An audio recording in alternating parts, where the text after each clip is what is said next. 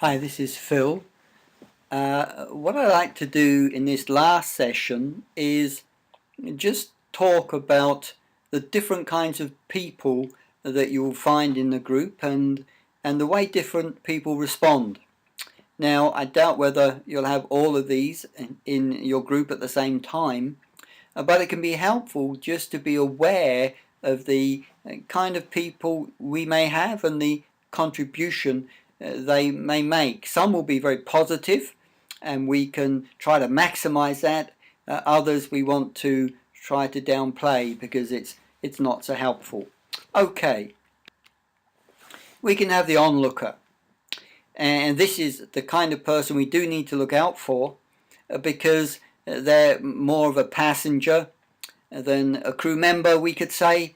They just sit there and what we want to do is draw them out and draw them in as part of the whole group. But then the opposite is the monopolizer.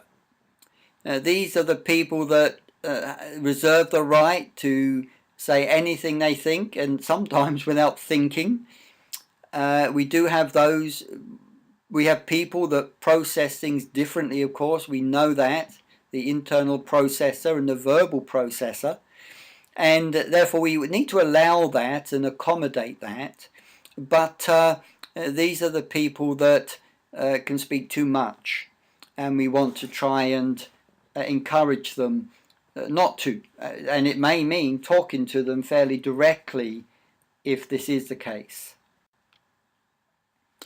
We want to look for the belittler. Hopefully you won't have this person in your group, but those who, through what they say, can minimize the contribution of others, and people who've shared, and for some people that may be a big thing, sharing in a group. They have their contribution put down. What we want to do is make sure, if this happens, there's a strong affirmation that counteracts that. And likewise, it may be important to talk to this person. They may not even be aware they do it. The wisecracker, this can be a real fun person to have in the group. These feel called to the Ministry of Humour, we could say. But of course it needs to be appropriate and not offensive. There's some humour that is a put down and is at the expense of other people, and so we want to guard against that. The hitchhiker, this is the person that kind of sits on the fence, sees which way the group is going, and then jumps on the bandwagon of that one. The problem here, of course, is that when we come to application, we want it to be personal and real and not just part of a group. And so it can be helpful to just be aware of this kind of participant. The pleader. This is the person that feels led to share their burdens frequently. Of course, we want the group to be a place where people can share and a time of care and affirmation and prayer, supporting one another. But the truth is, some people are just high maintenance and can be very draining on the group because they are so taken up with issues. And so we do need to be sensitive that the group isn't hijacked by this kind of person, especially on a regular basis.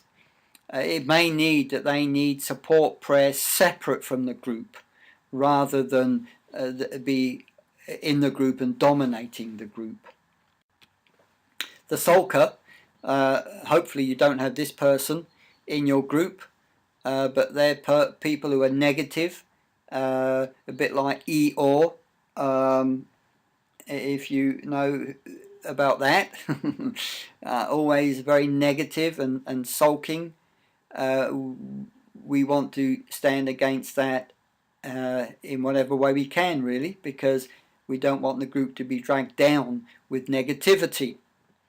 Again, this person may need support and help outside of a group context.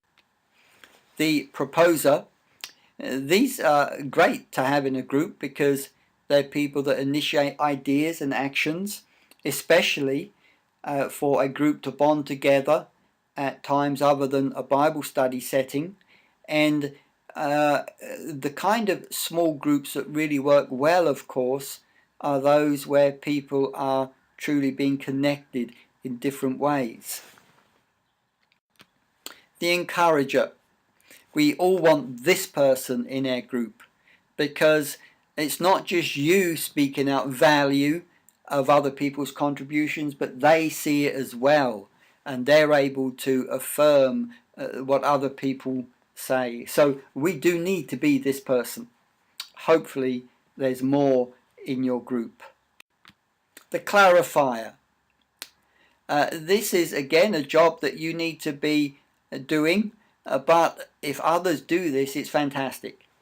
These are the ones are able to hear what's being said and maybe speak it back in a really clear and concise way to help summarize the thoughts and the direction that the group is going, the conclusions that are being formed in the group. And the analyzer. Now, recognizing that some people think through things first, are internal processes, it can be helpful to accommodate that and even talk about it. Recognize that some people think things through and others talk it through. And of course there's ways to accommodate this. I've mentioned already that you say we're going to have a few minutes just quiet reflection, and that will serve this kind of person. But then of course you can say talk it through with your neighbour or two people, and that gives people an opportunity to think their thoughts and to speak them out, and the verbal processors, they like that because they're able to get their thoughts in a row as well. And so you will have this kind of person in your group, almost certainly. The explorer. Here's a person who can move into different areas, think outside the box, and sometimes can come up with some things that are wacky and you have to kind of rein them in, but sometimes can see some fantastic things and have great insights. The mediator. This is a person that doesn't like conflict, and if there's disagreements in the group, will try to somehow come up with a solution. Can be helpful, but at times may need to be guarded against, because we don't want to have a conclusion from the Bible study that suits everybody necessarily. We want to let the text speak for itself and come to something that is based on the text. But there may be this kind of person in the group as well. The synthesizer, a bit like the clarifier really, able to pull the pieces together from different ideas and different viewpoints and bring a great summary. This is a helpful person to be, and one that you should seek to be yourself.